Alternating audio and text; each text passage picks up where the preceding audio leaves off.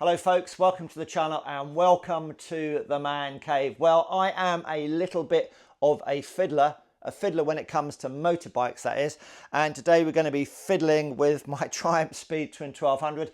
It's the 2019/20 model, and the bits we're going to be fiddling with are the heel guards and the headlight bracket, and we're going to be replacing those with some items from a German company called ClassicBike Raisch. I'm going to put everything in the description down below, so go and click on that link and that will take you to the company and the products we're going to be using today.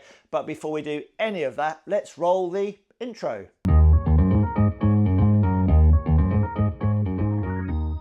Welcome back. So the first thing that we're going to be fitting to the bike are the heel guards from ClassicBike Raisch.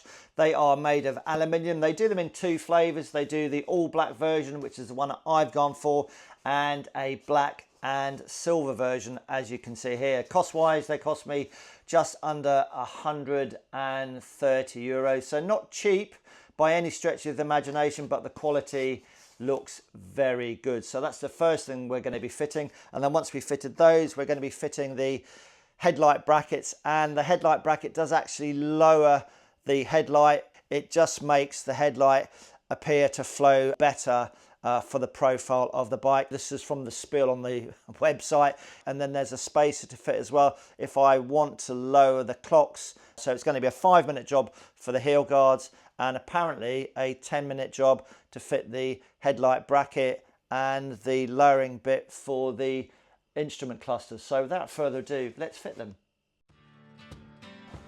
They arrive nicely packaged with the heel guards wrapped in this black tissue type paper. The heel guards are well made and appear to be a quality item, and I went for the all black version. These are the supplied fittings. You get 4 4mm Allen key bolts and 2 spacers which are needed for the upper bolts of the heel guards. You're going to need a Torx T30 to remove the original heel guard bolts. As you can see, it is a highly technical thing to do, and why not just give it a wipe whilst you're at it. Now with your 4mm Allen key bit, or indeed Allen key, pop the bolts into the heel guard and then secure the new heel guard in place. Make sure that the supplied spacer is located here on the top bolt. I haven't used any thread lock as there wasn't any on the original bolts. And then tighten the bolts up. I believe it's 7 Newton meters, but I just did them up, well, just enough. Old versus new. And then do the same for the other side. As always, a quick wipe to keep things nice and clean. And don't forget the spacer on that top bolt. Tighten up to just enough, and that's it. The job is done. It's a 5-minute job, and I have to say the heel guards look pretty good. I went for the optional black bolts, which were approximately 14 euros. This is the lowering spacer for the instrument cluster. Again, it appears to be of a high quality, as do the headlight brackets. Nice. Here's the spacer bolts, and I will only use the 2 long ones. With a 12mm socket, I removed the 2 headlight bolts, and I put a clean cloth on the mudguard and then just lowered the headlight to rest on it, just to give it some protection. The new bracket will lower the headlight by approximately 4 centimeters. I used a 6mm Allen key to remove the 2 bracket bolts. The top bolt has a 12mm nut and washer, which we will reuse. Try not to lose the washer as I did. Found it. Then remove the lower bolt and the bracket is removed.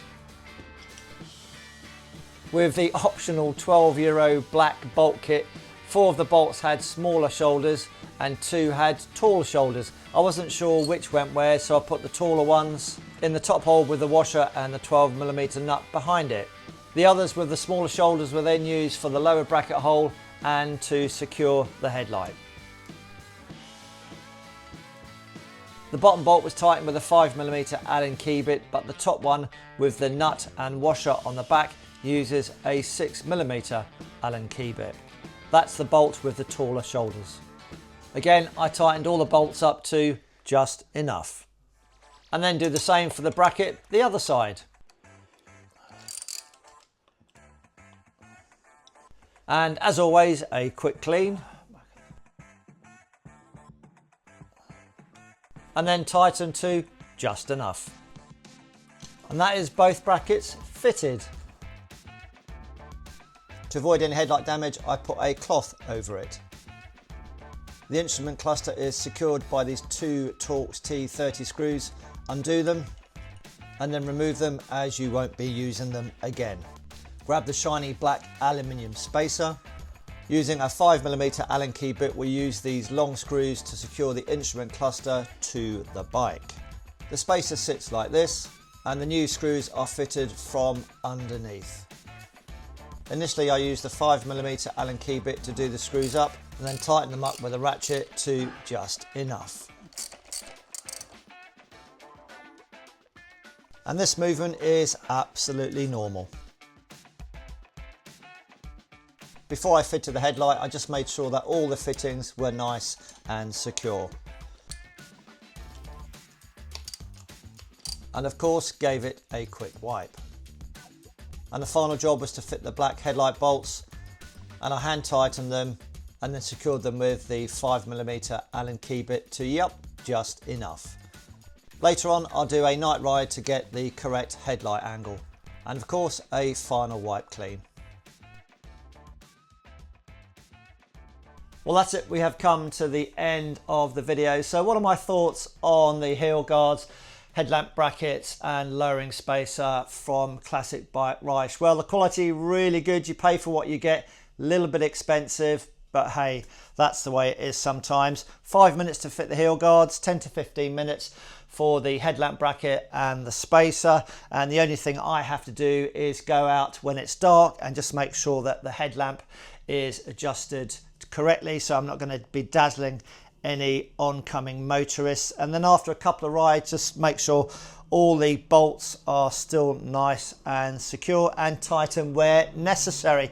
Now, one thing I have noticed is that when I did a steering lock check, when I went to full right lock, I did notice then that there was a little bit of resistance, and what I found was that the wiring loom coming out of the headlight was just snagging on the lug on the bottom yoke, the metal lug, which is the steering lock limit.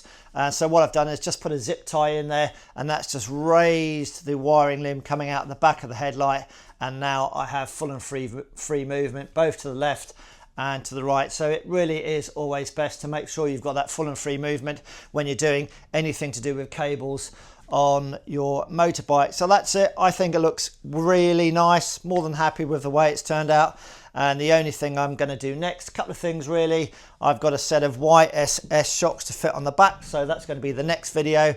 And then I've got a set of Hyper Pro fork springs going in the front, and then some Hyper Pro oil. So do all that YouTube stuff if you want to follow me in my journey of doing bits and pieces to the Triumph. But in the meantime, I hope you found the video of some benefit. As always, ride safe, and we'll see you all again soon in the next video.